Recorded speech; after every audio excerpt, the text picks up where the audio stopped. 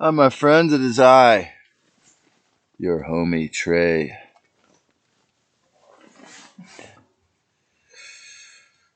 Tonight, I just want to talk a little bit more about the truth of who I am and who you are. And let's face it, one of the main reasons I came here was for this transmission, sharing wisdom to bring forth the remembrance of who we are, who I am, and who you are. And the dark side hates that. So, this is why I can have hundreds of views and then down to 0 or 1. Think about this, folks. It's due to the dark side infiltration, perhaps, that I could have 45 subscribers and one person watches a video or two people watch a video. Because this is what shadow banning actually is, I think. They'll just not send my video to those people, or send it to one person or 10 or whatever.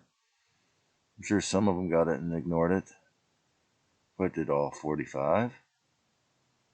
So, when you think about it, again, because the original intention was pure, they had to pretend like it's all organic or all open and free. But interestingly enough, the video that saw 0 views was, I think it was very soon after I made the one about trigger words where I used the F word that is so, illegal, unapproved in the PC list. But they didn't say anything about that. It's just, or the title Yahweh. So, that's where it began. So they make it really obvious. So what I want to say is that the dark side has always been fully moral cowards.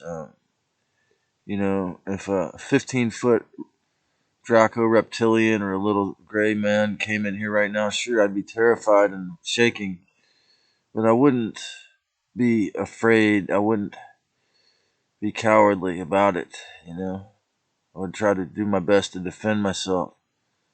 But they themselves are, it seems, have a fear, and the Illuminati don't like me or have some sort of fear of me, because this is why I believe I'm an indigo child, because I perceive them as my brothers as well. You see, I perceive Bill Gates and Rothschild families as my brother, as well as the homeless tweaker, the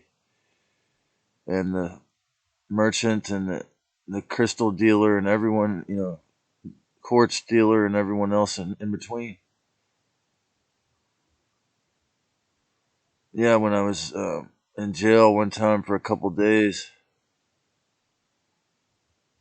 I demanded solitary confinement because it was a weed possession ticket I hadn't paid, and it was about 18 years ago or something when I first got here, and they caught me going on the women's entrance on UCSC, where they have wounded women campus, and it's also where the police station is, and they left me. I went to jail for 4 days, and then they got out.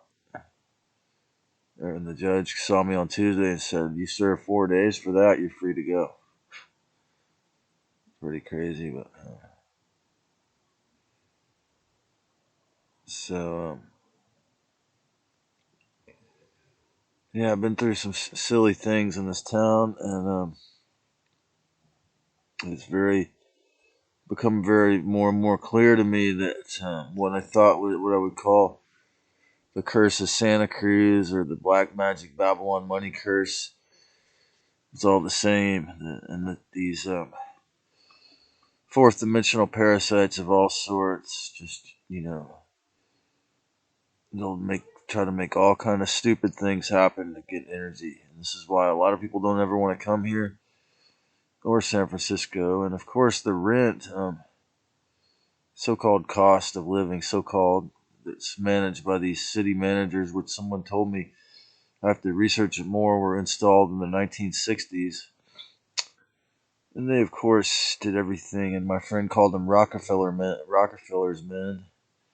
And they did everything to, just do what Rockefeller said to create the city, the Klaus Schwab smart city plan of those days, so which is certainly to economically squeeze and I'm gonna be like so many others who just move on to Odyssey because I really respect this young man's integrity, frankly. That he's not gonna try to say that I'm doing something wrong if it's not PC, or they thought I was being racist when it was simply questioning the reality put forth in front of us, which is obviously artificial AI hologram. Anyways, a lot of it as far as this belief structures. Even though I've only got 45 people that click subscribe, and a fraction of those will watch it. Look, it doesn't matter. Just the fact that I exist on that mainstream platform, YouTube, means that after doing this type of thing for 4, 5, 6 months now, it's like these pathetic lost souls that belong in Orion's belt or wherever, trying to do everything, like I say, doing a great job of manipulating the 3D slave realities, or the people that bought into the experiment. And I'm starting to microwave myself right now, so I'm going to have to lay back and watch some other stuff. But, they cut me off. This happens a lot on the weekend. I think it's an AI parasite.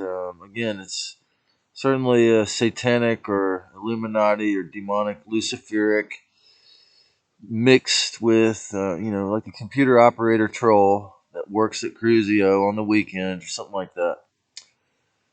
And right when I'm uploading 2 videos, I was considering uploading this other one that was, so negative and to the point that, they really would have not like that. So, but when these entities or these trolls find me on the weekend and they shut off my connection in the middle, like four instead of just twice in the beginning like usual, I gotta start using these flash drives. But I feel really blessed. But I knew when I got into making computer videos that the deceiver was going to try to hijack or usurp or fuck with it and blackball me in this thing called shadow banning. I didn't. But what's interesting is that first video, 1,200 people watched in a day. I don't know if it's partly because my relatives put it on Facebook, but that was cool for me to get a taste of what it would be like without the censorship. But as far as shadow banning, but what's interesting is on the positive side about most of the people would watch 15 seconds to 1 minute of that video, and the people who watch people who watch my videos now watch up to 5 or 7 minutes of each video because they are like my students and teachers. They want to learn. But I tell you, man, the deceiver is on their way out. The rainmaker is on their way out, and I wish them, peace on their trip down into hell or back to wherever planetary bodies or solar systems they came from, and the antiverse and all that. But you know what? On the other end, at the end of the day, as they say, those that are willing to repent and be like, come up to the Christ, the so-called Apostle Paul was known as Saul the Conqueror. He was a landlord, a tyrant, a killer in the Roman army, and then he became a Christian, and so some people say that things in the New Testament are really Paulism, or like the Corinthians letters to Corinthians were very romantic, and it was his version of Christianity. So they basically, this tyrant, wealthy business guy who'd killed people in the Roman army, when he became a born again Christian, it was his version that was favored. Okay, and he had never even known Yeshua, I don't think. But so anyway, another example is in Buddhism.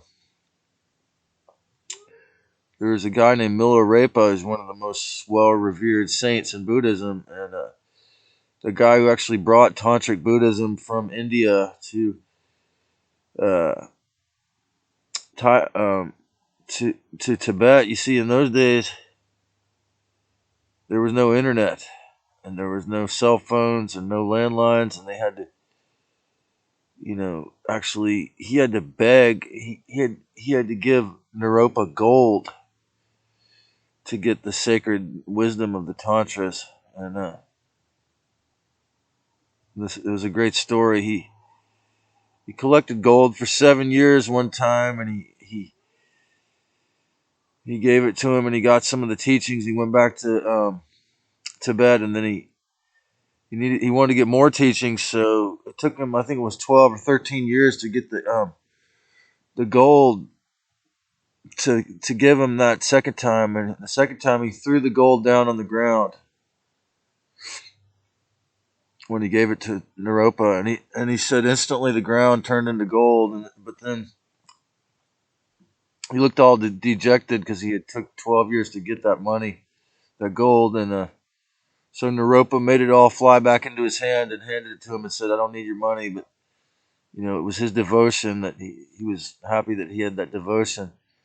But this Milarepa guy was someone who had actually been a black magician, and he had actually killed a whole village or a bunch of people with this energy weapon, black magic storm, basically.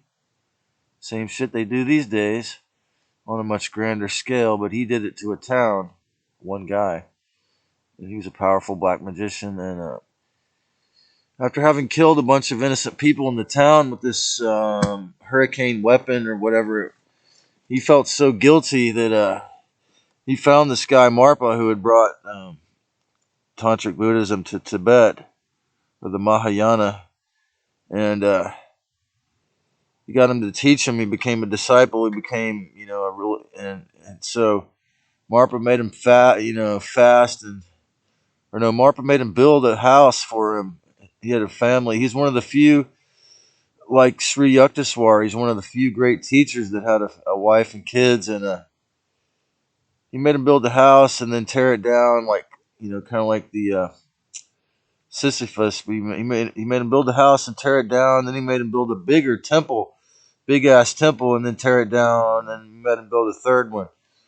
And the reason why he did all that is he's trying to help him burn off his karma. So I preach to the dark side, to the Rothschilds, to the families of Christos, to Lisa Renee, to everyone in between, because I am the same. I am from a different place. I'm not sure where, but I'm in a human vessel. We're all in these human forms. So there's always the potential. I mean, I saw a book written by someone named Rothschild about love, and it's all about being in the heart. A woman, can't think it might have been Helen.